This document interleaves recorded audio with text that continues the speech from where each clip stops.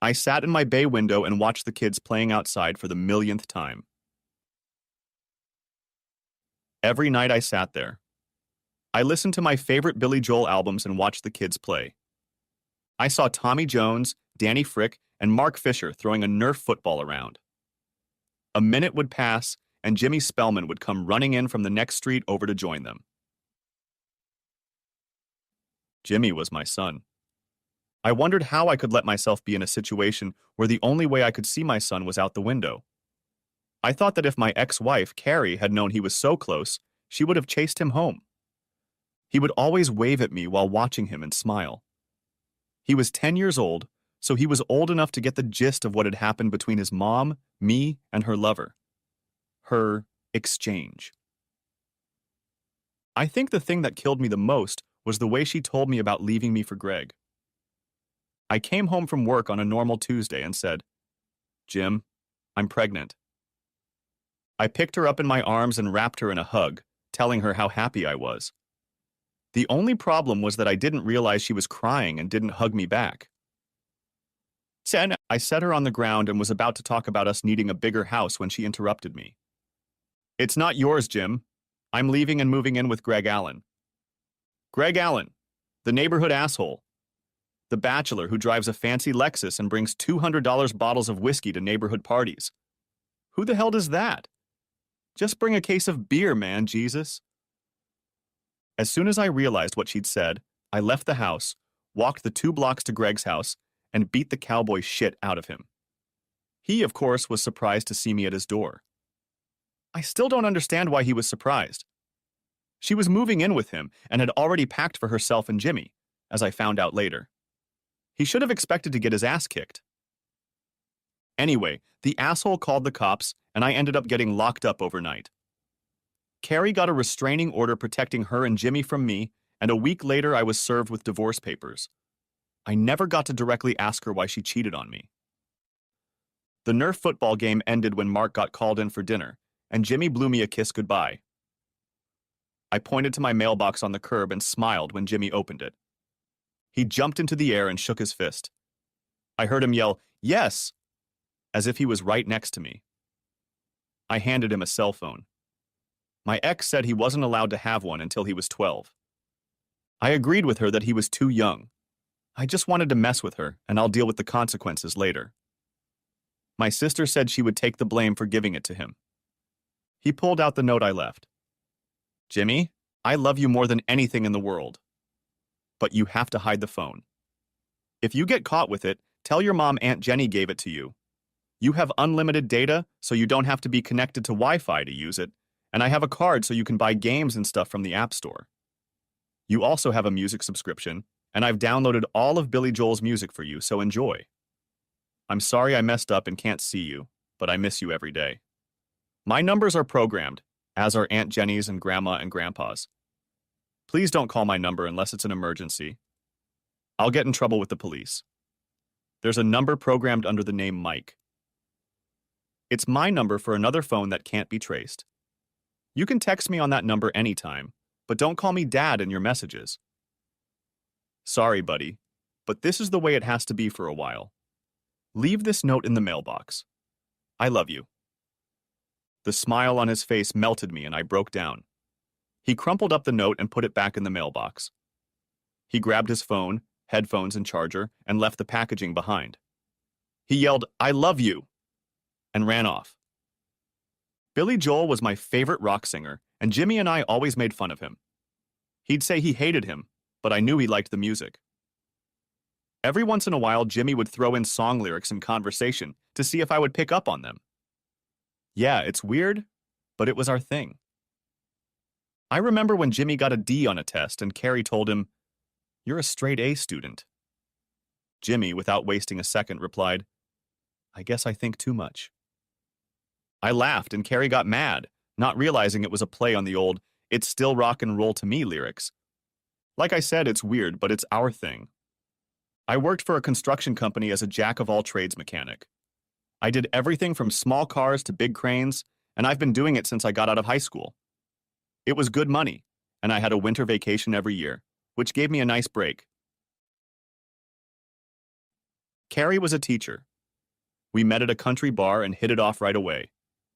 She never complained that I was a mechanic, and I never complained that she was a teacher. It was a casual courtship, and we were married 3 years after we met. We bought a 2-bedroom ranch-style house, planning to move as needed. I guess in her ideas of moving up, I wasn't part of the upward progression. Saying I must have been an idiot because I didn't know she was cheating on me until she told me she was carrying that asshole's baby. Nobody liked him. Guys tolerated him barely, and that was only to drink the Johnny Blue he always showed up with.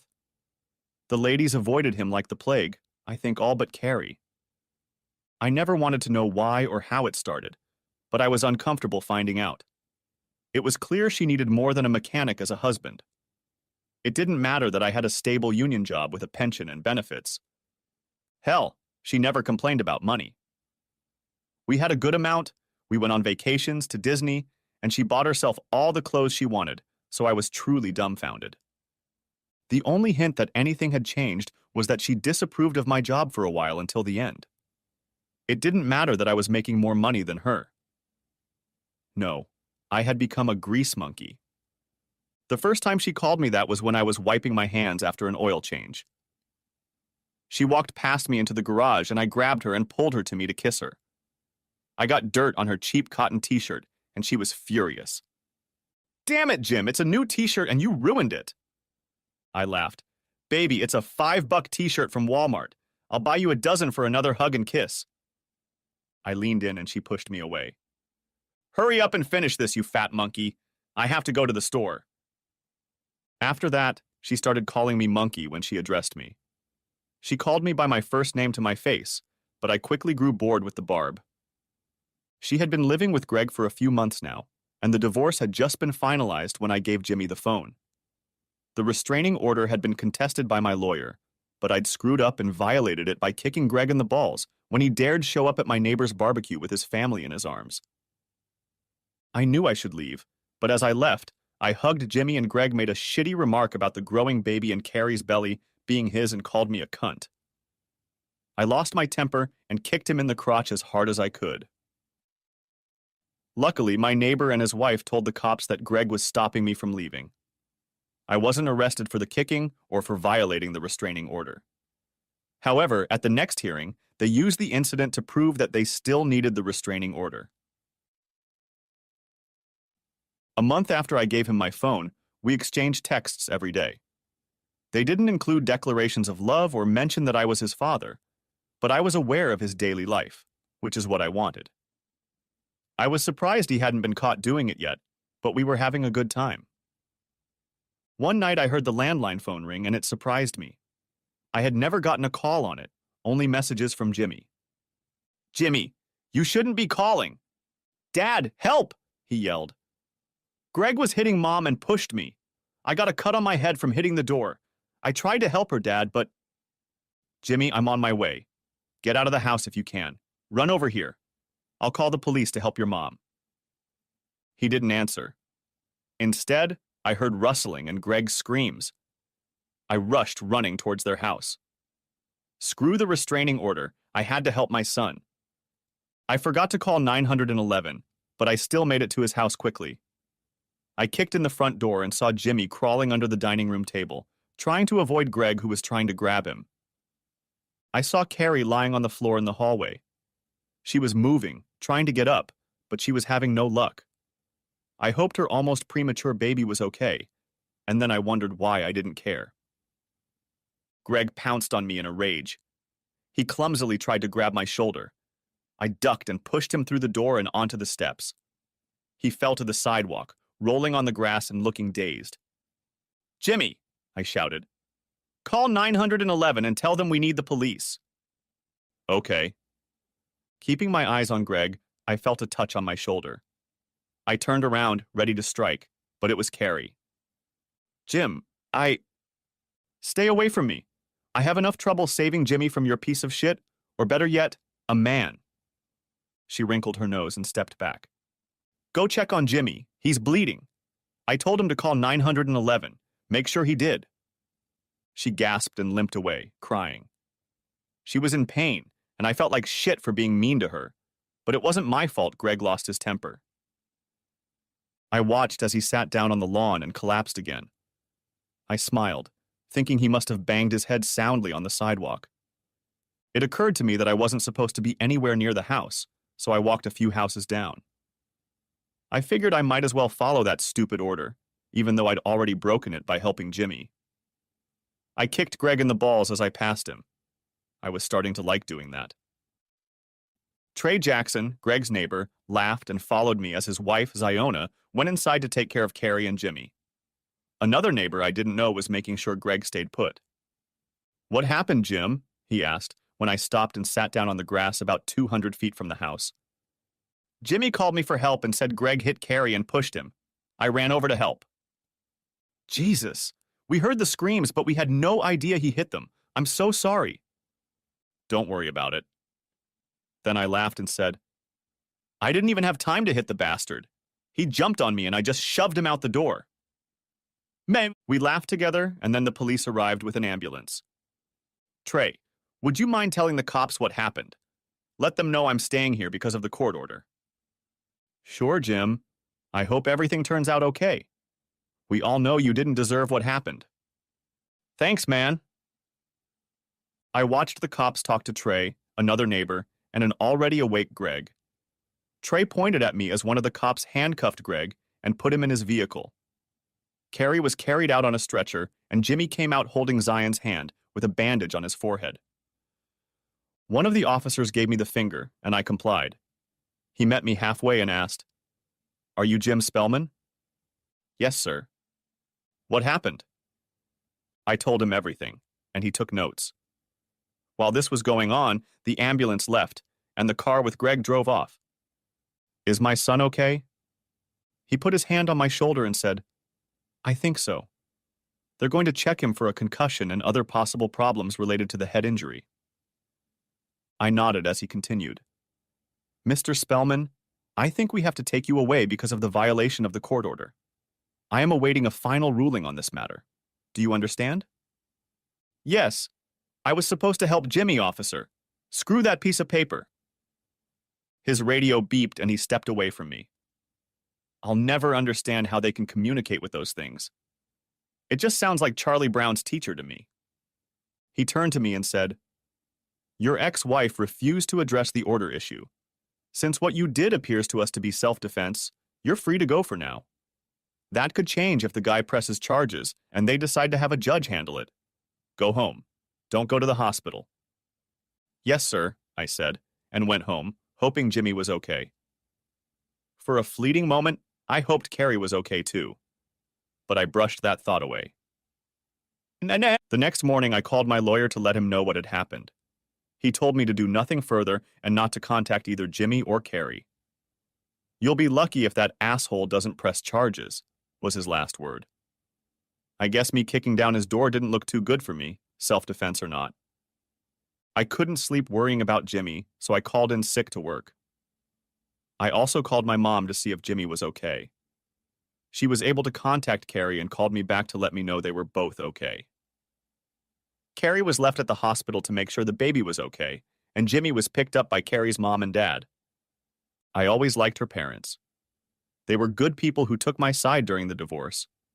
Her dad, Dan, forbade Carrie from bringing Greg into their house. They also kept me informed of some of the important events going on in Jimmy's life. I don't know if Carrie knew about it or not. Later that morning, I got a call from my attorney informing me that Greg had not been released on bail and would be in a cell until his trial. I think the aggravating circumstances, Carrie's pregnancy, and the fact that he had hurt Jimmy, reduced his chances of getting bail. I was surprised when he told me that Carrie's attorney had filed a motion to lift the protective order against me.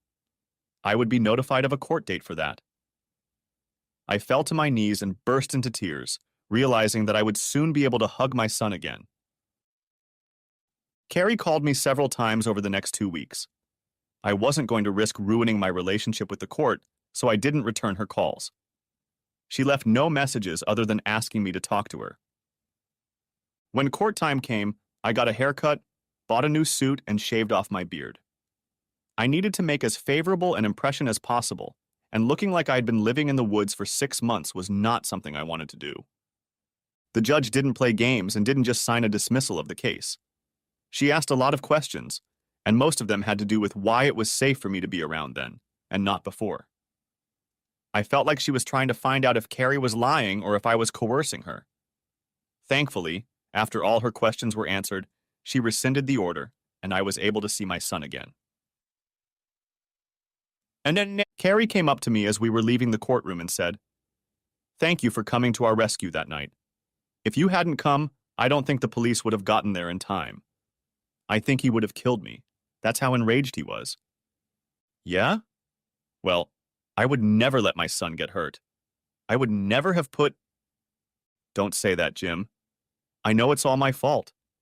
He wouldn't have gotten hurt if he hadn't been in that monster's house. She didn't finish her thought. She ran away crying. "Jim," my lawyer said, "I'll contact her attorney to arrange a visitation schedule. Congratulations. You can see him now." I walked out of the courthouse, and if I had been in a cartoon, I would have been floating in the air. I was so happy. I couldn't wait to see Jimmy. As I was walking to my car in the parking lot, I heard Jimmy yell, "Daddy!" I turned around and he was already getting out of Carrie's dad's truck. He ran to me and jumped into my open arms. I hugged him so tight he asked me to let him catch his breath. Dan came over as I was hugging him and said, "I'm sorry, Jim. I tried to get here faster, but traffic sucked." "That's okay. I'm glad you brought him." "Where's Carrie?" he asked. "I don't know. She ran off after the trial and I think she's gone." "Jim, why don't you take him with you for the rest of the day? Maybe we can have dinner together and catch up." I frowned. "I'm not sure I can do that. We don't have a visiting schedule. She might..." "She doesn't mind," I heard from behind me.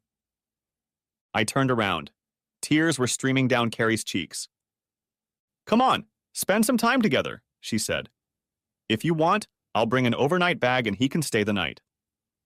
"May I?" asked Jimmy. She nodded, and I thanked her. My heart snapped at the sight of her. I felt so sorry for her at that moment, and I don't know why. I guess I hated to see her cry. I knew that some part of me still loved her. It was just buried deep under the ice covering my heart. Since it was summer, Jimmy was out of school. I took a few days off and spent as much time with him as I could. Carrie was being gracious, and I knew she was sorry for what had happened. She moved out of Greg's house and into her parents' house. I wondered how it would go with the baby, and I didn't realize it right away. She went into labor, and while she was on her way to the hospital, I asked if Jimmy could stay with me for a few days or a week. Jane, her mother, brought Jimmy over and said she would let me know how it went. I didn't care about her illegitimate child, and I made that clear to Jane. She wasn't happy with my attitude, but she understood. 8 hours later, my life was turned upside down again. Dan called me and said, "Jim, she had a beautiful baby girl. You have to come here and see her." I sighed and said, "Dan, I don't care about her baby. I'm glad he's healthy, but..." "Jim, shut up and come here now. Jane and I will watch Jimmy in the waiting area. I wouldn't ask if it wasn't important. And if you're not here in half an hour, I'll come and get your ass down here myself." The line cut off, and I stood there wondering what the hell was going on. I called Jimmy and told him we were going to the hospital. He got excited, probably wanted to see his new sister. But I wasn't sure he'd be allowed to. We walked by the gift store and Jimmy asked, "Dad, can we buy her a teddy bear?" I was about to say no, but then I realized he was referring to his sister. I let him pick one and he was happy. We raised a good kid. Too bad Carrie ruined our family. Dan and Jane were waiting for us and smiled when they saw Jimmy carrying a pink bear cub. "Thanks for coming, son," Dan said. "I had no choice, Dan." Jane laughed and said, "She's in room 1812. Allison was just brought in for a feeding." I sighed. Carrie had named her after my mom, and I wasn't thrilled about it. I nodded and walked down the long maze of corridors. When I reached her door, I heard her singing softly to the baby. I was pierced with sadness. It It was the same lullaby she'd sung to Jimmy when he was very young. Lullaby, Good Night, My Angel, by, you guessed it, Billy Joel. Damn her. When I pulled myself together and finally entered the room, I nearly fainted. The baby had the brightest red hair I'd ever seen on a newborn.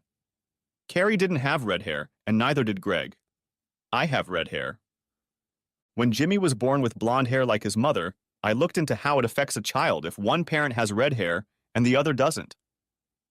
We both had to carry the gene, and the odds were 50-50 if only one parent had red hair.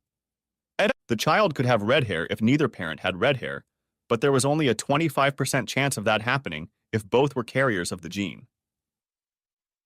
I brushed the thought aside and continued on my way to the room. Carrie forced herself to smile through her tears and said, "I think I made a mistake, Jim." I looked at her, shook my head, and left the room. When I got back to the waiting area, Jane said, "It's yours, Jim. You can see that, can't you?" I snorted. "Prove it."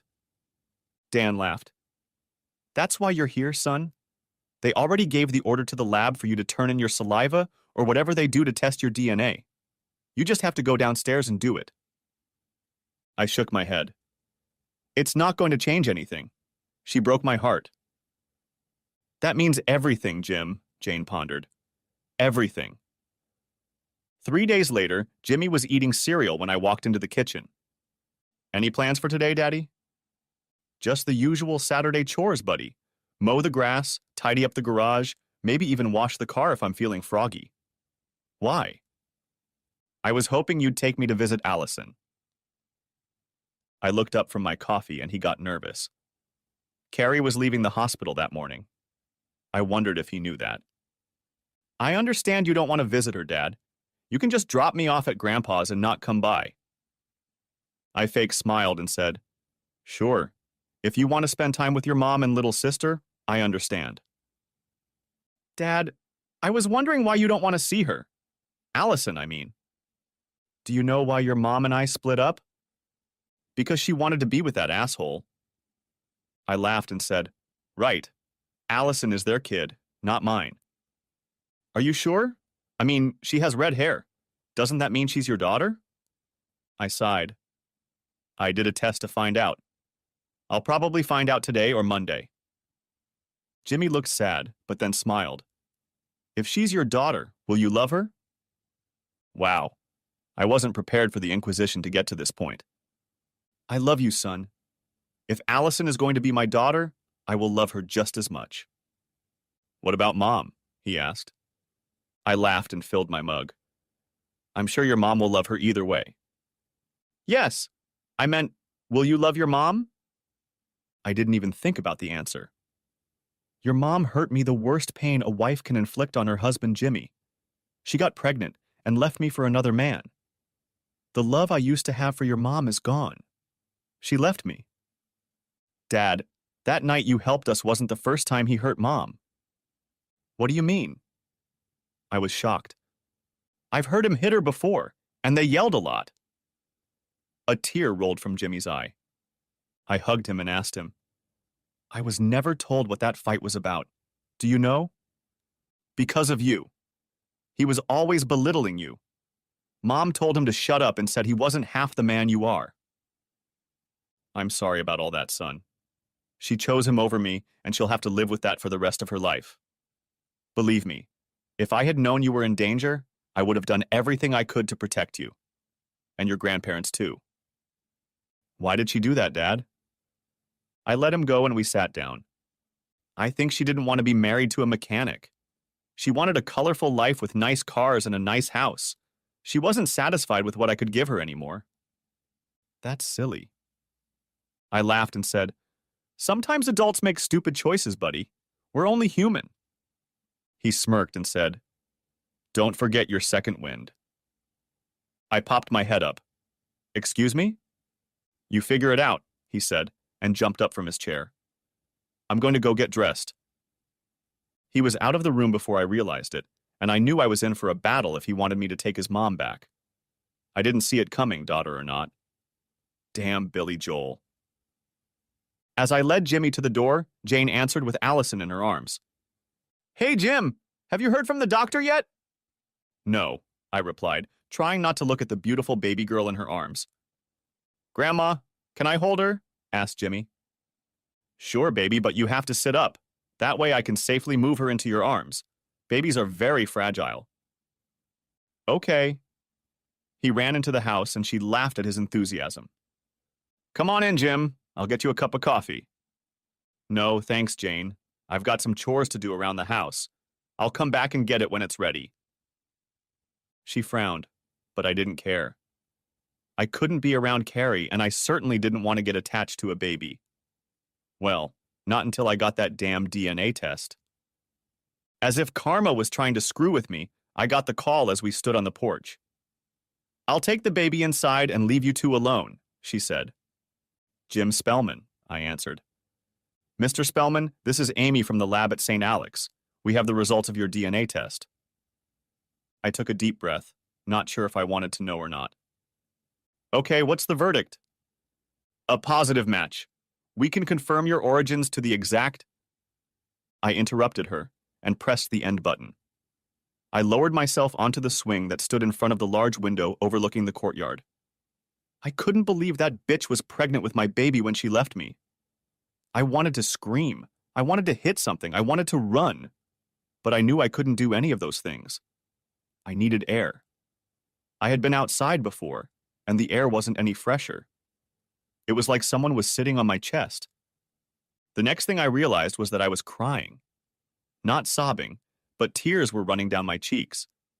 I had no idea what to do, and I wasn't sure I could do anything at all. I felt helpless. I don't know how much time passed, but I felt a touch on my shoulder. Dan asked, Jim, are you okay, son? I continued to stare into space and replied, I'll never be okay. How could she do this to me? I loved her with everything I had. He sat next to me in silence. He didn't know what to say. And who could know what to say at that moment? Was that the lab calling? Jane said you got a call. Yes, it was the lab. I walked away from the answer I knew he was looking for. I couldn't find the words to admit that I was a father again. A father to a little girl whose mother had left me for a richer man. A father whose wife left him for a better man who beat her and tried to hurt my son. A father whose children couldn't live with him. Jim? I couldn't say it. I couldn't tell him the outcome. Jim, he repeated, putting his hand on my shoulder. It's obvious to everyone but you that it's yours. Do you really need them to confirm that? I stood up and shouted, Yes, yes, they had to confirm it. How could I trust that goddamn whore you raised? As soon as the words flew from my lips, I regretted saying them. I had just destroyed this good man for no reason other than anger at her. He didn't deserve that. I'm sorry, Dan, please. No. I know I couldn't handle her. It broke my heart when you two broke up. I know you know I never had a son, and when I handed her over to you that day at church, I was so happy to have you as part of the family.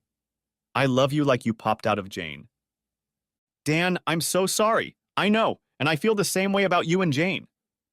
I'm just so angry with her right now. She was pregnant with my baby when she left me to switch with a piece of shit. I don't know what to do. He stood up and hugged me. Son, he said, stepping back, the first thing you need to do is call your parents and invite them here for lunch. They need to meet their new grandson. I will, but I can't stay. I can't see her now. I can't look her in the eye after what she's done to me and to this little girl who deserves a father. Out of the blue, he slapped me across the face. Not hard, but it hurt. That little girl has a father, and it's you, damn it. Don't you ever say anything like that in my presence again. I nodded, shocked. Of course. I'm just in a state of shock right now. It's been an emotional week. Son, in crazy situations like we have here, emotions get out of control. I realize you need time and space to come to your senses. Call your parents and ask them to come over. You can go and do what you have to do, but know that at some point you will have to come to Jesus and meet your baby girl. I dialed my mom's number on my phone and waited. Hey, Jim, Mom, can you and Dad come over to Dan and Jane's for lunch today? Carrie had a baby and she's your granddaughter. What? Yes, she's my little girl. I started crying again. Reality kept hitting my eyes, and I couldn't dodge the blows. Jesus, Jim, I'll get your father and we'll be right there. Thanks, Mom. They're waiting for you. I finished talking and looked at Dan. Do you think I can hold her? He smiled and said, Sure. Come on in. No, I can't see Carrie. Can I just sit here with her?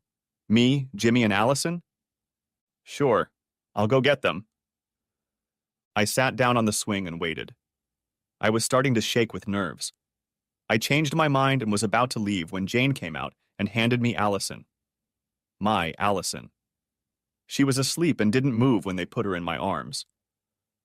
I cradled her in my arms and gently rocked the swing. Jimmy lagged behind for a few seconds and jumped on the swing the way only a 10-year-old boy can do. Isn't she pretty, Daddy? She could be Batgirl for Halloween. We all laughed, and I said, You bet. You could be Batman and she could be Batgirl or Poison Ivy. Both were red-headed comic book heroines. As if on cue, she woke up and started crying. Looks like someone's hungry, Jane said. I'll take her, Carrie said from the doorway. I hadn't even noticed she was there. I'm sorry, Jim. She's breastfeeding and I haven't pumped a single bottle or else. No, it's okay. I kissed my daughter's forehead and handed her to her mother. I was about to say goodbye when my parents pulled up to the driveway. My mom practically ran to the house and it was obvious she was crying. She's being fed, Jane said as she hugged her. Come in and meet her. My father laughed as he walked over. She's been half crying and half fussing since she talked to you on the phone. I didn't put my shoes on fast enough. I didn't drive fast enough. She was cussing all the way through because of every stoplight we passed. She's like a puddle right now. Dan shook his hand and said, Al, we've got a goddamn puddle on our hands. My dad threw him a no shit Sherlock look, turned to me and said, Well, I'm sure it'll all work out. Right, Jim? I have no idea, Dad. Back at home, I got busy with yard work, but I couldn't take my mind off my thoughts about my daughter and what I had to do. I knew I needed to call my lawyer and let him know that I needed to arrange visitation with both kids, not just Jimmy. I knew I would have to pay more child support, but that issue didn't bother me. I would always support my children. And after cutting the grass, I walked into the house and looked around my kitchen. It seemed like I had just taken all the childproofing off the cabinets, and now I would have to put it back on. I was glad I had saved all those little things in a box in the attic. I realized that I would have to take down the crib and other baby furniture that we kept and Carrie left behind. I guess her best man could afford new things for the baby, so why use the old stuff we inherited? I didn't like that Jimmy would have to share a room with the baby when they came to visit, and my room wasn't big enough to put a crib in, so it would have to be put in the family room. Maybe I'll have to get a bigger house after all, I thought. I cleaned up the house a bit. I'd forgotten what a mess a boy could make after Jimmy had been gone for so long. Cleaning had never given me so much pleasure. I was just settling into my favorite patio chair with a cold beer when the gate opened. You in here, Jim? My dad called out. He and Dan walked around my house and sat down across from me. Can I get you guys a beer? I didn't wait for an answer, realizing that if they were alone in my house, it meant business was serious, and they needed a drink. I went into the house and pulled out a cooler bag with the 11 bottles of beer I had left from the 12-pack. Okay, guys, give me that, I said. Dad laughed and said, You think we came here for a heavy conversation or something? Something like that, I snorted. It's not that bad, Jim, Dan said. We know your mind is in a daze, in shock, and probably 100 other things we can't describe. We know you've gone from blissful ignorance, abandoned, no contact with your boy to a newly minted father. Son, that would crush a weaker man. Jim, my father said with a grim look, you're going to be a daddy to this little girl, we know that. I nodded, waiting to see where he was going with this, and I didn't like the look or sound of what had happened so far. Have you given any thought to your relationship with Carrie? I laughed. Not a giggle, not a cocky chuckle. I laughed at the top of my voice. There is no relationship with Carrie, Dad. She threw me away, deciding she found a better option. What are you waiting for? You think I'm going to run to Dan and Jane, pick her up and bring her home like she's off on a trip?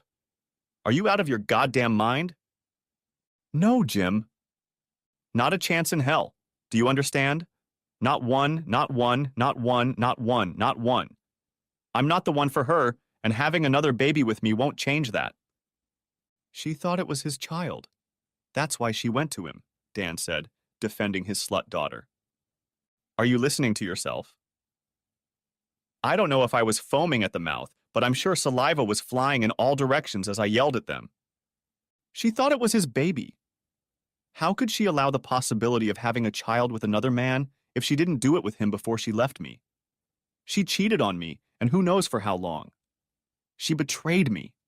She broke my heart into bloody pieces and threw them outside to the garbage man. Just because Allison is my child doesn't change that. Jim, we get it. You don't understand shit. She wanted to switch. She wanted a fancy Lexus and a landscaped yard. Trips to Europe and Mexican beaches. She screwed up and picked the wrong guy. If she thinks she can resort to me as a plan B, let her forget it. I turned around and walked into the house. I locked the sliding door and closed the blinds, hoping they'd take the hint and leave me alone. I hated yelling at those two, but I couldn't take it anymore. Next chapter. There was no word from them to pick up Jimmy, and it was getting close to lunchtime. I didn't know if I should call or just come get him. I didn't feel like driving and sitting around waiting for him to get ready to leave. I wasn't ready to meet them, and neither was Carrie. That issue was resolved when I got a text from Jane. We're taking Jimmy to Red Robin for dinner. You can join us and drive him home from there. I didn't even think about Carrie and the baby going with them. Who would take a 3-day-old baby to eat with them? So I decided to join them. What's the worst that could happen? I figured Jimmy would be a good buffer and keep us from getting too deep into Carrie's future. I didn't expect the little Judas named after me to go on the attack. When I walked into the restaurant, I saw them sitting and digging into a tower of onion rings. The sight made me smile, but also sad at the same time. Jimmy always insisted on onion rings when we went as a family. Hey guys, I said, smiling as I sat down. Everyone was in a good mood and the conversation started easily. Things changed after dinner. Dad, Jimmy began, I think we need a bigger house.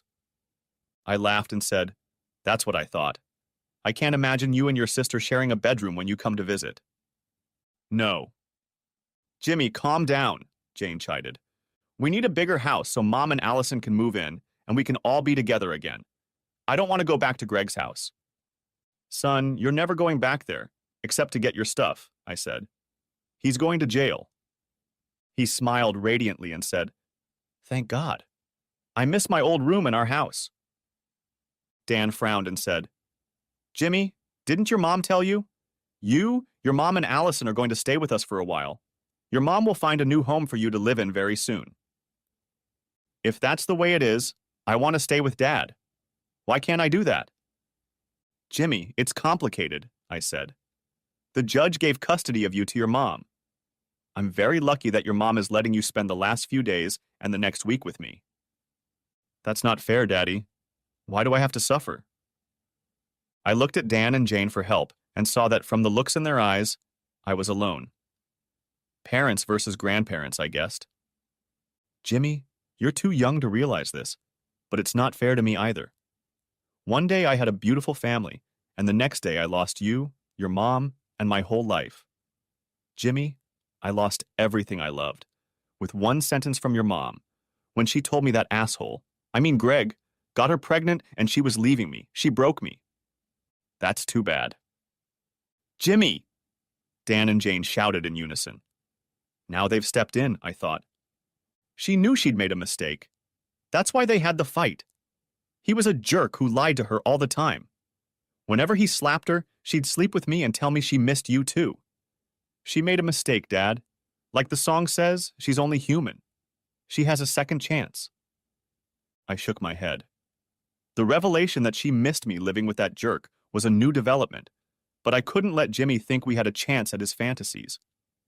Jimmy, the song isn't about giving someone a second chance. It's about not giving up and trying again when you fail.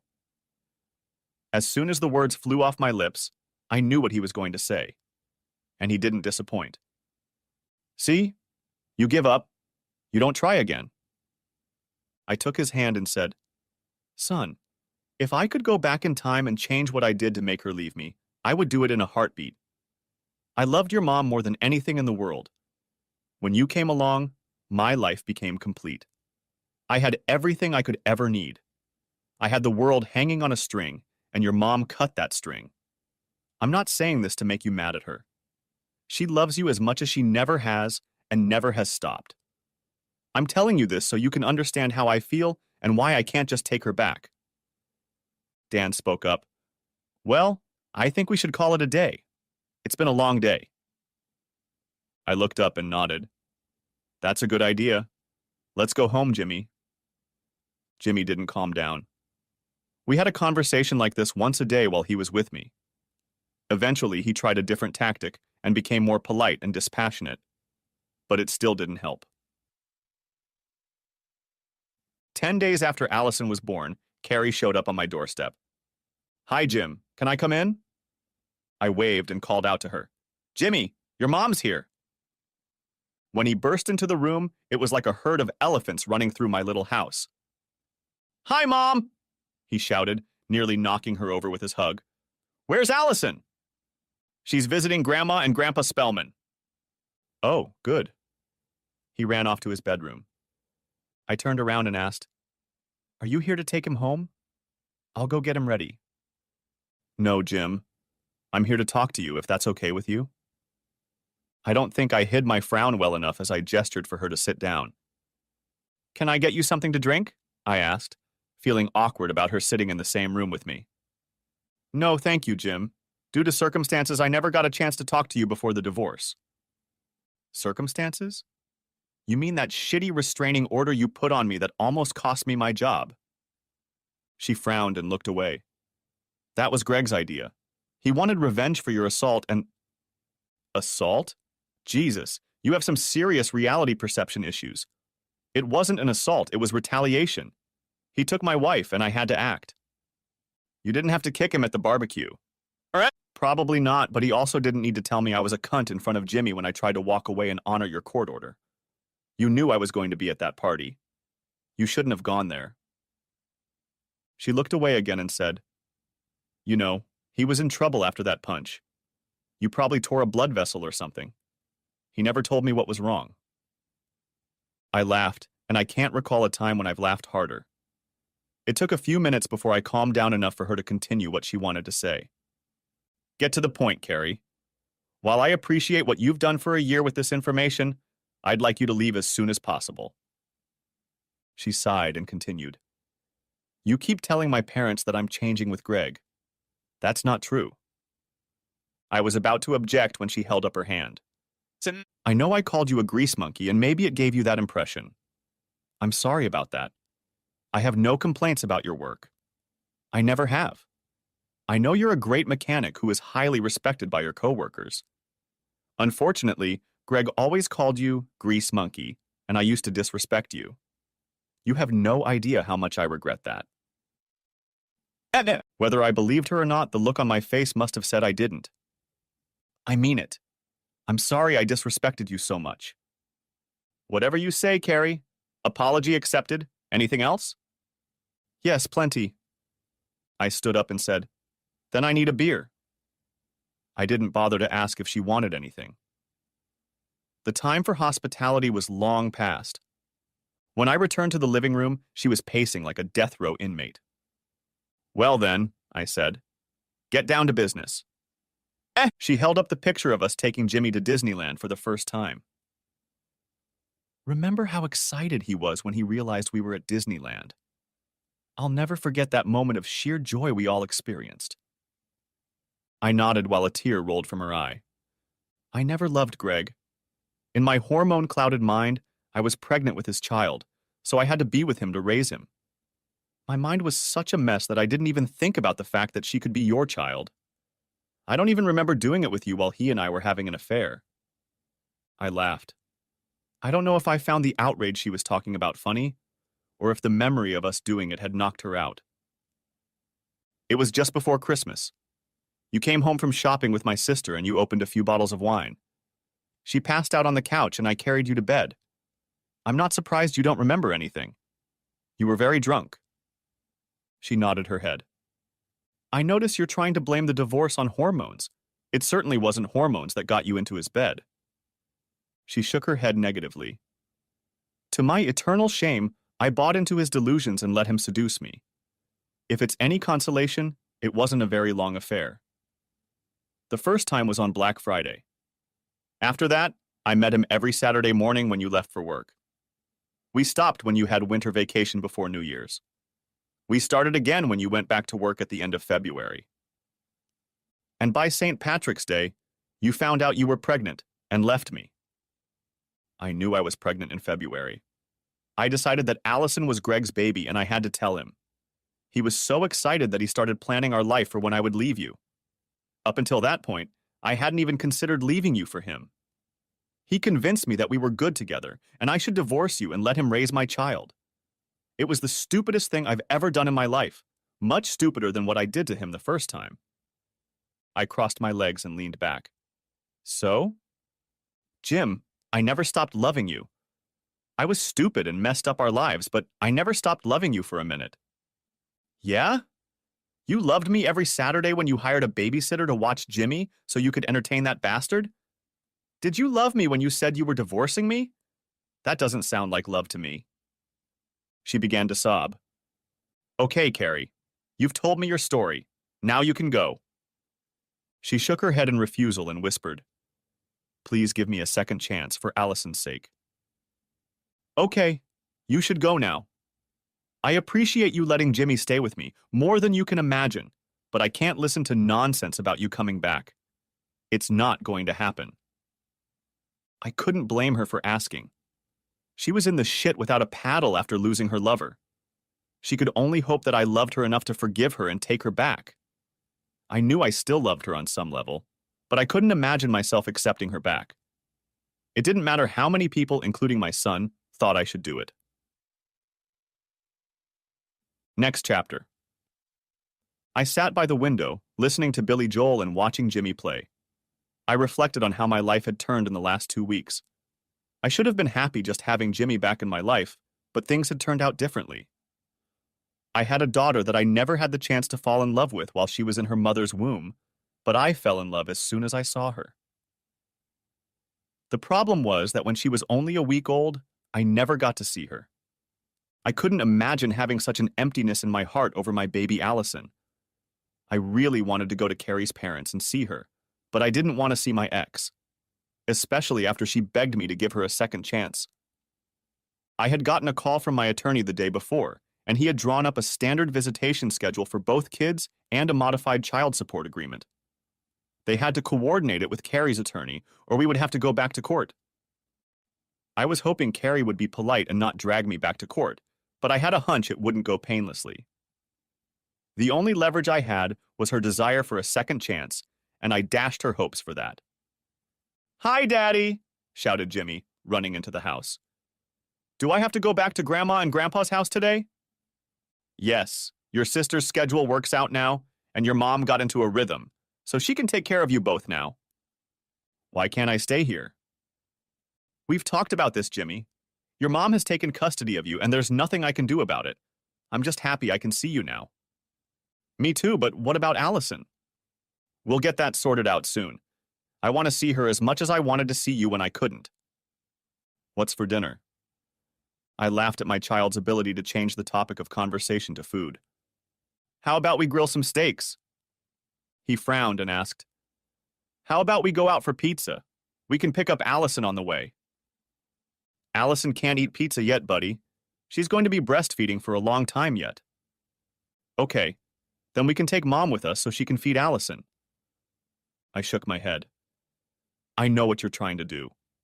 Jimmy, it's not going to happen. Your mom left me for another man. We'll never be together again. Whatever you say. He ran off to his room. I hoped the guy would soon realize that what he wanted wasn't going to happen. I pulled up to Dan's house and intended to walk Jimmy to the door and see Allison. Since I couldn't spend any time with her, I had to make the most of every scrap of time I could. Hey, Jim, Dan said as he opened the door. Jimmy ran past him, quickly exchanging fists. Hey, Dan. I was hoping to see Allison at least a little. She's just been put to bed, but you know babies. She's probably still wriggling around. Come on in. He led me into the spare bedroom where Allison's crib stood, and Carrie sat in a rocking chair in the corner. I couldn't even make her out in the darkness of the room, but she said a whispered hello to me. I nodded and whispered, I just wanted to see her for a bit, if you don't mind. It's okay. Take a good look because pretty soon you won't be seeing her again. What? I asked louder than I should have, but the baby didn't move. Carrie, what are you talking about? Asked Dan. It's simple, Dad. If Jim doesn't give me a second chance, I'll never let him visit her or Jimmy. I'll fight like hell and do whatever it takes to make sure he never sees one of his kids. I was about to yell at her when Dan put a hand on my shoulder. Don't say anything you'll regret later or that she can use against you. I'm a witness to everything that happens in this room, and I'm not going to stand by and let her do this. I'm going to find the best father's rights attorney in the state, and we're going to fight her to the last man. Carrie stood up and said, Dad, if you keep preventing my family from staying together, I will cut you out of my life and you will never see your grandchildren again. Are you out of your mind? Said Jane, entering the room. I heard everything you said on the baby monitor. If you think you can blackmail him into taking you back, you're in for a rough ride. Carrie, I'm begging you, don't start a war you've already lost. Let's discuss this in the kitchen, intervened Dan. He probably sensed my impending outburst. They all left the room and I spent a few extra seconds with my baby girl. I put my finger in her tiny hand and almost cried when her little fingers reflexively wrapped around it. She was so beautiful, I couldn't imagine living my life without her. I walked into the kitchen, hearing an argument. It wasn't so much an argument as it was Dan and Jane berating Carrie for being stupid. Jim, don't worry about a thing, Dan said. You're not here alone, I can promise you that. Carrie, where did all this come from? You divorced me. You made your choice. You're going to have to live with it. She frowned and a tear fell into her eye. I made a mistake. You have to forgive me and rebuild our family. Carrie, I sighed, your mistake was the affair that caused you to divorce me. Oh, please. You act like you're an innocent player in our little drama. If you had spent more time with me, I would never have fallen into the arms of another man. When you were working overtime, working weekends, coming home too tired to do anything unrelated to Jimmy, where were you for me? How many times did you fall asleep in your chair watching TV shows? How many times did you make love to me in those 6 months before I succumbed to that asshole's charms? I see, I said, not realizing there was a problem between us. So instead of talking to me and telling me how you feel, you've been having fun with the asshole next door. I realize you left me thinking you were having his baby. By then, you were already hooking up, but it was a conscious decision to entertain him the first time. You should have talked to me. I won't deny that what happened was my fault, but you handled it in the worst possible way, and I can't forgive that. She turned away, and I continued. Carrie, you robbed me of all that time with my son because that asshole told you to get a restraining order against me. How do you think I can forgive that? How can I forget all those nights I sobbed and fell asleep, wondering if I would ever see my son again? And now you want to take him away from me again, along with my daughter? It's not going to end well. It's not going to end well for the children. We can't go forward in war mode. We have to be able to get along for their sake. I'm sorry, but that doesn't mean reconciling with you and forgetting that you left me. She began to sob, and Jane put her arms around her. Honey, please don't punish Jim anymore. He doesn't deserve what you're doing to him. You ripped his heart out, and you're trying to do it again. It's over, honey. Carrie got upset again and ducked her head into Jane's shoulder. I looked at her, at Dan standing behind her with his hand on her back, and silently waved goodbye. I'd had enough, and apparently so had she. I just hoped she'd do the right thing. I knew I'd call my lawyer first thing Monday to be as alert as possible. I cracked open a beer and decided I needed to get off my ass and get back on the dating scene. It was more than clear to me that I wasn't going to go out with Carrie again, blackmail or not, and I needed to meet someone. At that point, I decided to go out and see what I could find on the dating scene. Having not gone on a date in over a decade, I knew I was in for a shock, as I had no idea how to talk to a woman I was interested in. I showered and ordered an Uber, figuring I would figure things out as I went along. I looked through my closet and realized I needed to update my closet. How much more cliche ECED could I be? A divorced man with no decent clothes. I decided to call my sister and ask her to go shopping with me. She had always picked out my clothes for me before Carrie, and I was sure she would do it again. I picked out a pair of khaki shorts and a golf shirt. There was probably some irony in Carrie buying this outfit for me, but I didn't care. I looked at myself in the mirror, and I liked what I saw. I was in good shape. I had a full head of hair and a 3-day stubble on my cheeks. Putting all this together with my steady job and money in the bank, I decided I was a pretty good catch. I put on my canvas sneaker shoes and was ready to travel. I decided to head to the local sports bar. It probably wasn't the best option for finding single women, but I didn't think I was ready for the club or country-style dance bar where I met Carrie. I was glad I'd made that choice since a couple friends were there. "Holy shit!" yelled Jack from his table, causing everyone to turn and look at me. I walked over and got a brotherly hug from Jack and his table mates, Alan and Chris. I knew these guys from way back when, but marriage and kids had prevented us from maintaining a close relationship. They were all single guys, and as anyone who is married can understand, single guys fall out of the married guys' friend group after a while for various reasons.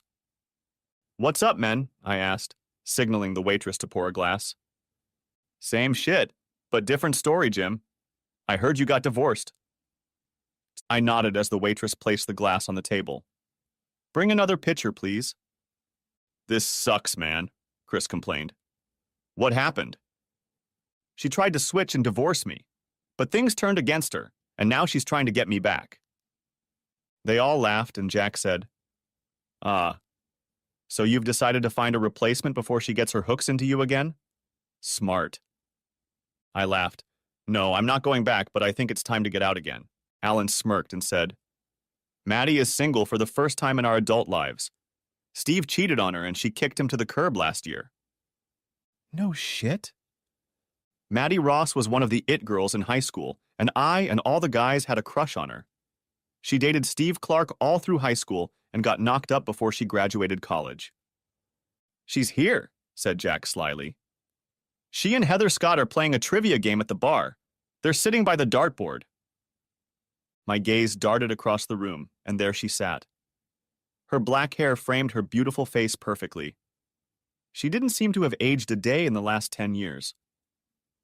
I considered walking over to her to say hello, but I had no idea what I would say afterward.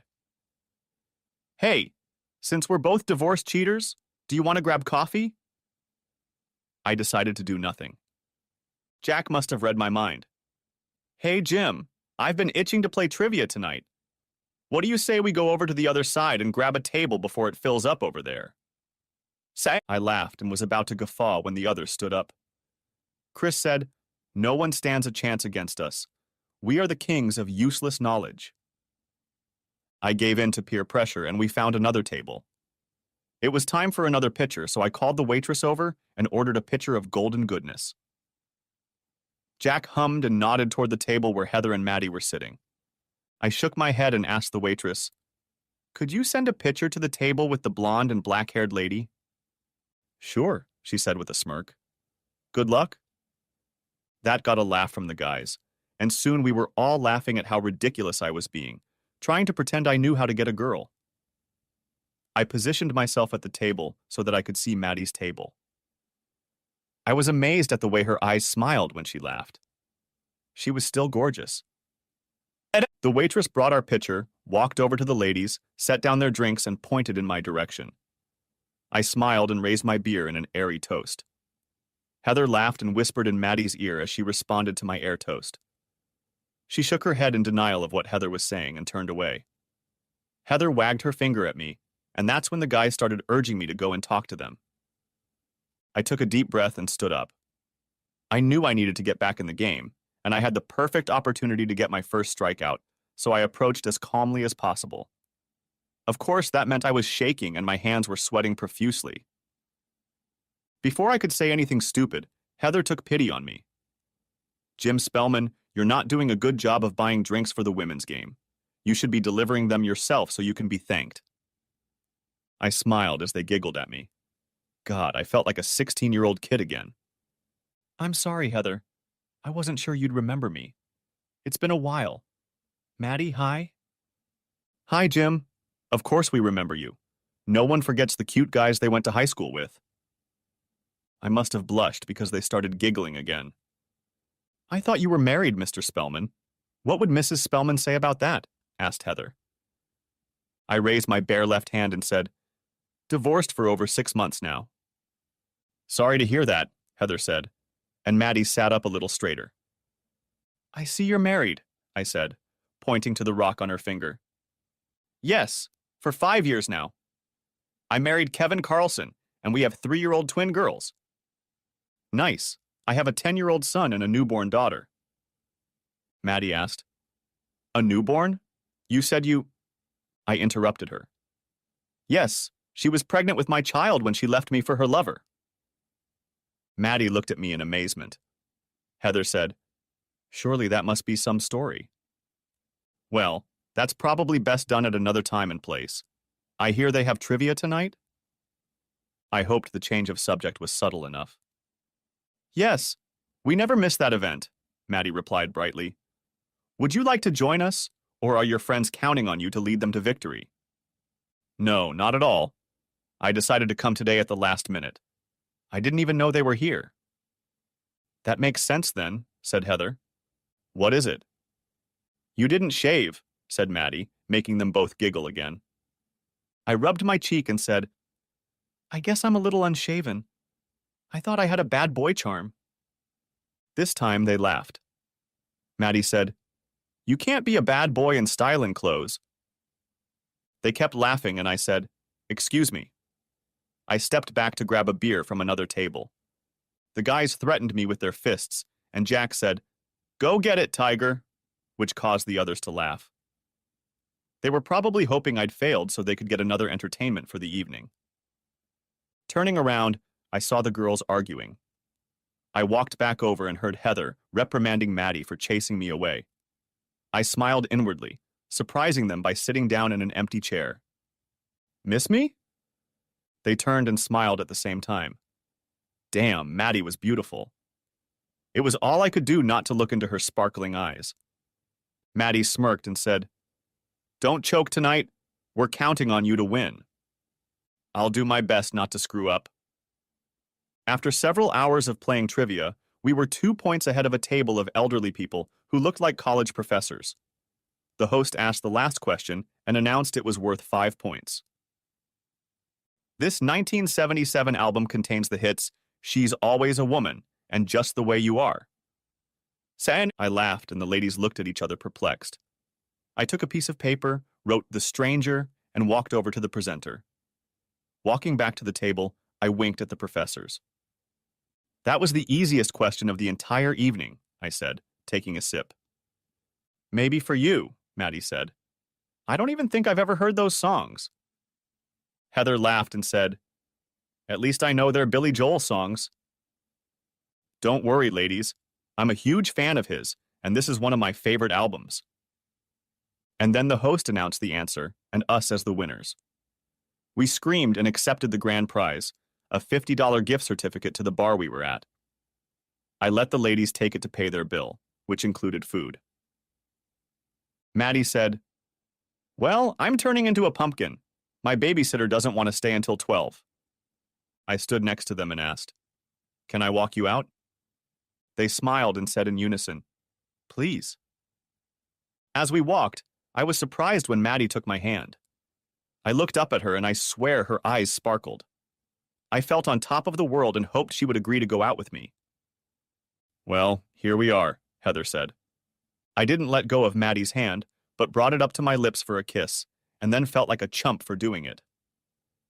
Maddie, I'd like to see you again. Can I have your number? It would be my pleasure, Jim. She took the phone I held out to her and dialed her number. Saturdays and Sundays before noon are good for me. Sundays we have a standing dinner with my parents. Great, I smiled. How about we have dinner together on Saturday and then come back here for the trivia? We have a title to defend. Heather laughed and said, I'm still coming, you two. That made us laugh, and I kissed Maddie on the cheek. Good night, Maddie. Heather, drive carefully. I'm fine. I nodded and opened the door for Maddie. Watching the ladies drive away made me feel good, and I hoped the feeling would last. Monday morning, I went back to work. At 9 o'clock, I took a break to call my lawyer and let him know about Carrie's threat. He said, Jim, don't sweat it. Her lawyer just faxed over a signed amendment to the divorce decree. She agreed to joint custody and the visitation schedule we set up. I'll have the original couriered soon, and once it's filed, we'll be all set. Congratulations. I was stunned. When I got home that evening, she was sitting on the steps with Jimmy and Allison. What's all this about? I asked. I brought you dinner to help with Jimmy for the last week or so and apologized. I saw the casserole dish behind her back and smiled. Tuna casserole? Of course. She's always been your favorite dish. I hope that hasn't changed. I'm looking forward to her. I can't make her the same, no matter how hard I try. You should have called me. I could have. She realized what she'd said and froze. I'm sorry. I guess you couldn't have called me. Well, let's go inside before the chipmunks want their share, I said. She set the carrier down on the carpet, and I went to get Allison. Oh, no, you don't. I know how sweaty and dirty you are when you get home. Go take a shower. When you're done, you can hold her in your arms for as long as she'll let you. Sweaty and dirty. Yes, she meant that monkey shit. I silently prayed that God would give me the strength to stand my ground. Every time I saw her, my love for her died even more.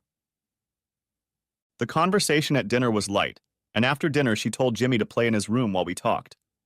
She handed Allison to me, and although cranky, she didn't cry. Newborn babies are pretty boring. They don't know how to do anything, and they hold their heads up. I always confused that with Jimmy, and I had to keep reminding her of it. I saw that Carrie was about to say something to me, and I said, I'm supporting her head. She laughed and replied, 10 years later, it's still a force of habit. I sighed and asked, so what does it all mean? I knew she had signed the agreement, but I wasn't sure if she knew I knew it. I agreed to the visitation and child support agreements. She lowered her head, scrutinizing the stain on the carpet. What happened to... Please don't remind me. I overreacted by saying that, and I would never do that to you. I'm just so desperate to get you back that I'd do anything. I wish you would have treated me like that before you threw me away. It seems to me that you don't want me back. You need me now that your lover has faded away. I'm sorry, Carrie. I'm really sorry. I just can't trust you anymore. She looked at me with tears in her eyes. I corrected Allison and lifted her up to stroke her cheek. Can we at least stay friends? For Jimmy's sake? Allison won't know the difference, of course, but with Greg gone, Jimmy thinks we should be back together. He's just a kid and has no idea the pain you've caused me. Not only did you cheat on me, you left me, and then put that shitty restraining order on me just because your best man told you so. I was never a danger to you or Jimmy. Him? Definitely, but not to you, and you knew it. You put me in a hellish prison with no hope of seeing the only light in my life. You crushed my soul, and you don't even seem to care. Jim, No. Don't give me a phony, heartless apology right now. You're in the most desperate position of your life, and that's a given. You say I brought you into his arms because I've been working hard and I'm tired? Fine, but consider this. For his seduction to work, you had to be receptive to him. You never told me I was pushing you away. You never told me I was in danger of losing you. No. You chose to fall for his bullshit. Jesus, Carrie, no one liked the guy, and suddenly you succumbed to some irresistible charm he supposedly possessed? It doesn't make sense. She cried, and Allison fussed. Carrie, I think you wanted to cheat on me, and you chose him because no one would have suspected it. Later, when you were pregnant, you had a choice. Him or me, and you chose him. You'll never convince me that you weren't trying to switch. I won't believe that. Jim, we don't have to talk about this anymore. I'm sorry about everything. You'll never understand how sorry I am, and I accept that it's my fault. Can we just try to patch things up for their sake? I leaned back and thankfully Allison calmed down. We can be friends, but I'll never take you back. I know. After Carrie and my kids left, I texted Maddie. Hi, I didn't want you to forget me. I'm looking forward to Saturday. There was no reply for a while, and I found myself nervously pacing around and glancing at my phone every few seconds. I hoped I hadn't gone overboard sending her a text. I knew I was new to dating. I had no idea how to date my mother. When would I meet her kids? When would our children meet? Would they meet? Is it a bad sign if she won't introduce me to her child? My mind was a mess, and I hadn't even had my first date with her yet. 10 agonizing minutes later, I got the call. Relief swept over me when I saw it was her. Hi, Maddie. Hi yourself, handsome. I don't really like texting. I like to talk. Oh, sorry. What are you doing?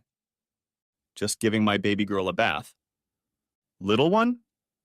I heard you had an older child, but I didn't know about the youngest. Yes, I have 3 of them. 11, 7, and 3. That won't scare you, will it? I could hear the fear in her voice. I laughed and said, No, I love kids. You know I have 2 myself. Yeah, our older ones go to school together.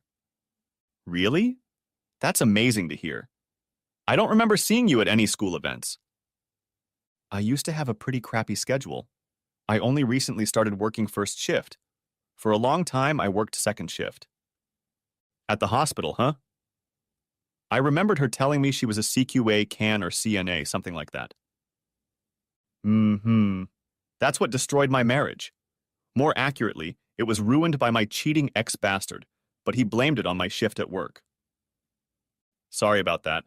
That's similar to what my wife used to say. I worked too hard and was too tired or in a bad mood. Blah, blah, blah. We laughed together until she said, That's all bullshit. They cheat, and they need to blame it on everyone but themselves and their selfish behavior.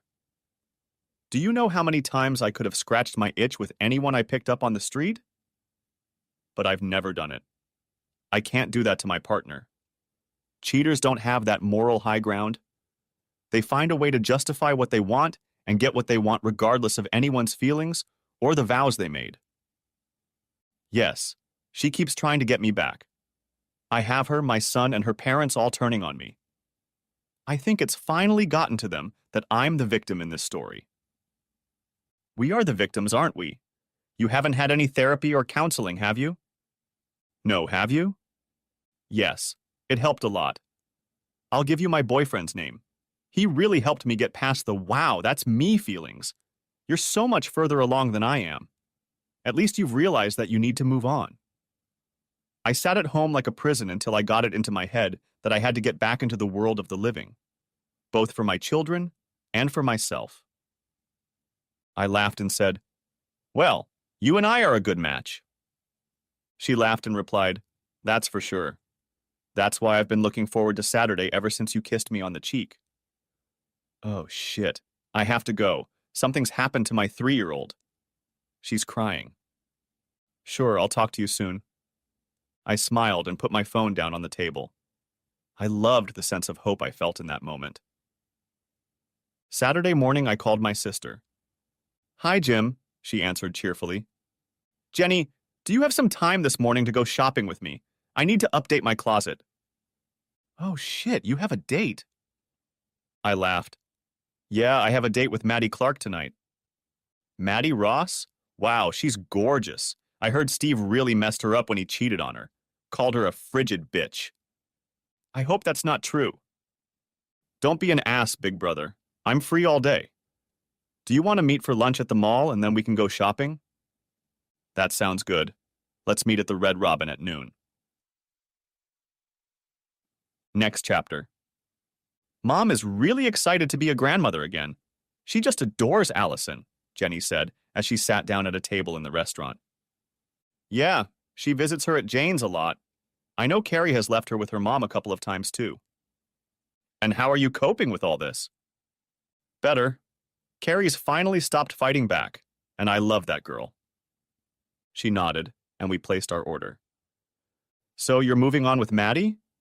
She's always been attractive, but not arrogant like some of the other hotties. I think you two will be good together. That's funny.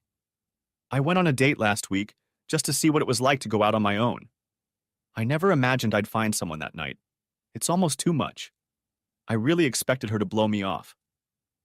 Well, just be yourself. If you try to impress her or fake it with her, she'll smell it right away and you'll blow it. You're a great guy that any girl would want, so use that to your advantage. Thanks. I'm afraid I don't know how to date. What do people do these days? She laughed and said, Brother, Maddie is your age. It's not the same as dating a 20-year-old. Do the same thing you would do with Carrie. Movies, dinner, and you could take her to a country bar and dance the night away. She'd love all that. You're right. I hadn't thought of it that way. Perhaps I'm not as ignorant as I thought I was. No, you're still very ignorant. She laughed when I shook my head. That night I walked down the sidewalk to Maddie's house. There was a boy, who I realized was her son, playing basketball in the driveway, and he tossed me the ball when I caught his eye. I dropped the flowers I was carrying to catch the ball and he laughed. I guess he didn't like the flowers. I made a throw and missed, which made him laugh even harder. Keep laughing, kid, I said with a smile. What's your mom going to do when she sees the condition her flowers are in? He looked at the flowers and ran up to them. They're not broken, are they? She loves flowers. Roses are pretty tough, you're lucky. I'm Jim. Hi, I'm David. Please don't tell Mom I made you drop them. I won't tell her this time. Thanks, he said with a smile. Come on in. I'll tell her you're here. I followed him up the steps and into the house. I smiled when I saw the living room set up for a sleepover, with pillows and blankets on the floor and a stack of DVDs in front of the TV. As he ran up the steps, a 3-year-old girl appeared from around the corner with a sippy cup in her hands. She froze, screamed, and ran toward the stairs. David and the 7-year-old met her at the foot of the stairs, and he picked her up in his arms. I'm sorry, she doesn't like strangers and you scared her, David said quietly. I see you've met the clan, Maddie said as she walked down the stairs. She looked stunning, dressed in a long skirt and loose blouse. She stopped and took the baby girl from David. This is David. She looked at him and continued. You go to school with his son, Jimmy. Jimmy Spellman? She nodded. Cool, he said, and bounced to the side. This is my darling daughter, Samantha. She touched the middle child's head. You can call me Sammy like everyone else, she said reproachfully. It's nice to meet you, Sammy. And this little nut is Bella. You'll have to let her get used to you. She doesn't really like meeting new people, as I hear you've already found out. I wiggled my fingers at the girl, and she ducked her head into Maddie's chest. Sorry, my mom is running a few minutes late. She's sleeping over tonight, she said, winking at me. I wondered if I would go to bed alone. No problem, we still have plenty of time. How about a beer while we wait? Or would you like a glass of wine? Beer's fine, thanks, I said, as she sat the girl down, who immediately ran up the stairs. Sammy laughed as she picked up the abandoned sippy cup and followed her sister upstairs. You have a beautiful family, I said, as she handed me a beer. Thanks. They can be fidgety, especially David, but they're good kids. I nodded and sat down on the couch, pulling my doll closer to me. If there's one thing that comes along with having kids, it's that no matter how well you keep your house clean, there's always someone to clutter it up. So you and Steve got married, huh? That's not surprising. You were inseparable in high school. She laughed and replied, "We were together because we were part of a group, and everyone broke up into pairs. We were the only ones who lasted until graduation, and that was only because I was comfortable with him and didn't know any better. When I got pregnant with David, we did what some would call the right thing and got married. It wasn't anything like a shotgun blast, but we had never loved each other like that. I guess it was doomed from the start." I nodded and sipped my beer.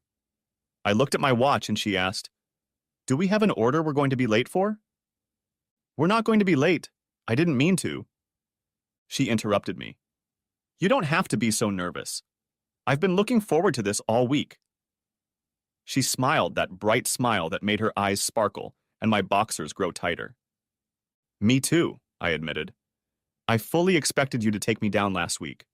I'm glad that didn't happen. There wasn't really any chance of that. I knew you were a good kid back in high school, and unless you've become a total asshole since then, I was going to give you a chance. I'm glad you didn't become an asshole." We laughed together, and then her front door opened. "Sorry I'm late." "Hi, Mom. Don't worry," Maddie said with a smile. "Mom, this is Jim Spellman. We went to middle school together." Mrs. Ross smiled and said, "Nice to meet you, Jim. Be nice to my favorite daughter or I'll find you." I laughed and said, "I thought it was the father who was supposed to warn me." She frowned and replied, "I'm afraid my John died last year." "I'm sorry to hear that." "Don't worry about it, young man. Just have a good time, but not too good." We laughed again, and I realized I liked her mom. "We should get going, Mom," Maddie said, reaching for my hand. "The popcorn is on the counter. David knows how to use the machine for it, and I just ordered the pizza on the app, and it'll be delivered in an hour. Don't wait." She kissed her kids goodbye, and we left. Mrs. Ross cackled as we walked out the door. Next chapter. As we sat down at a table at the steakhouse, the unthinkable happened. 2 tables away from us sat Dan and Jane. I wanted to run for the door before they saw me, but Maddie saw the fear in my eyes. "What's wrong, Jim?" I sighed, motioning her to a chair. "My in-laws are 2 tables over to your left." She looked over, and as soon as she did, they saw us. I couldn't predict their reaction to seeing me on a date, but I needn't have worried. They both flashed wide smiles and walked over to us. "Hey, Jim, nice to see you out and about. Who's the hottie?" asked Dan with a smirking Jane holding his hand. "Hi, guys. This is my date, Maddie. Maddie, these are my in-laws, Dan and Jane." "Maddie," Jane began, "you have a keeper. Don't lose it like my stupid daughter did." Maddie looked at her like a deer in the headlights. "Well, okay. I don't know what to say." Dan laughed and said, "Don't say anything. Just enjoy the evening. It was nice meeting you." He patted me on the back and they went back to their table. "Well, that was something," she said. "Yeah, they're good people. When Carrie tried to bluff that she'd take my kids if I didn't take her back, they pounced on her." "Do you really believe it was a bluff?" she asked. "Not 100%. I think she had an option, and she let it out of her mouth in desperation without thinking. I'm not going to worry about it. I'm moving on with my life, and she signed the custody agreement." She took my hand and said, "Good. Don't ever forget what she put you through, but for the sake of the baby, get along with her. They will notice if you fight all the time. Don't trust her."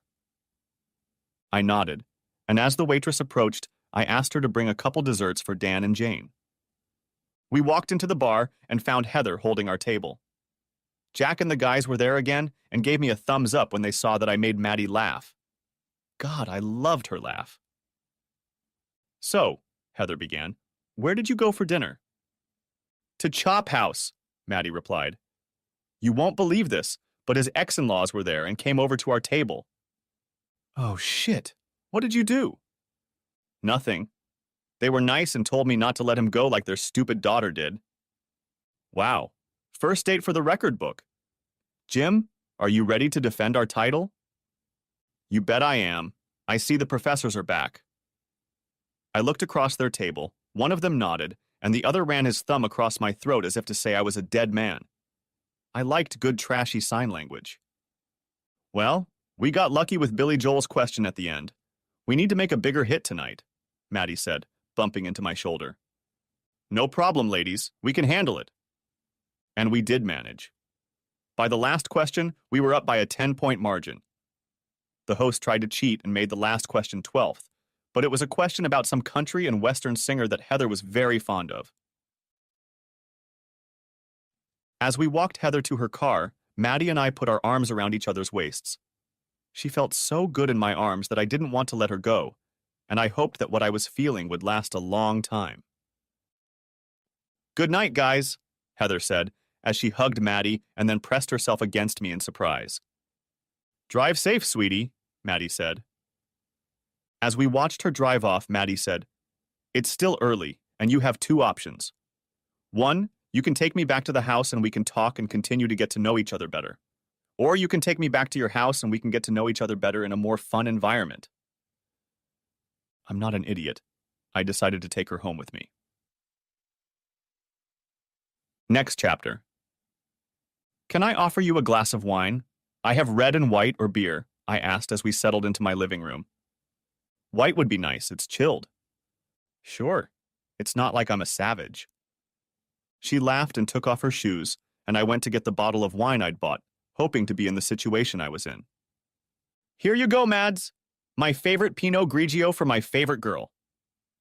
Mads? She asked with a smirk. What, too soon for a pet name? No, not at all. I like it. My dad used to call me Mads when I was little. Oh, Stop being nervous. It's all right. My dad would have liked you. I set my glass down and watched as she took a big sip from hers before setting it down as well. I made a grand gesture by extending my arms and putting my arm around her shoulders. Oh, slick move, Ace, she laughed. Don't try too hard, honey. I've been waiting to find a man like you ever since I got out of my prison. Now that I've found you, I'm looking forward to dessert. We kissed that time, but no more. As if straight out of a dating textbook, we waited until our third date before we took things to the next level. After a romantic dinner at a fancy restaurant she had chosen, we ended up at my house. I poured her a glass of wine and we sat on my couch. Later, she said, Jim, I'd like you to show me your bedroom. Thoughts of the last year of my life flashed through my mind. The affair, the divorce, the loss and return of my son, the birth of my daughter. Now, to all this drama, I could add my Maddie. I knew I would never let her go. We were two broken souls that could only be put back together with glue. I knew it was too soon to think long-term, but I knew I wasn't going to mess it up. Carrie had told me where I had gone wrong with her, and I would correct those mistakes. Maddie would become a priority along with my kids, and then work. I would study. As I drifted into a contented slumber, I could have sworn I heard her whisper, I love you too. The end. Thanks for watching. I hope you enjoyed it. So subscribe to my channel and watch the next video.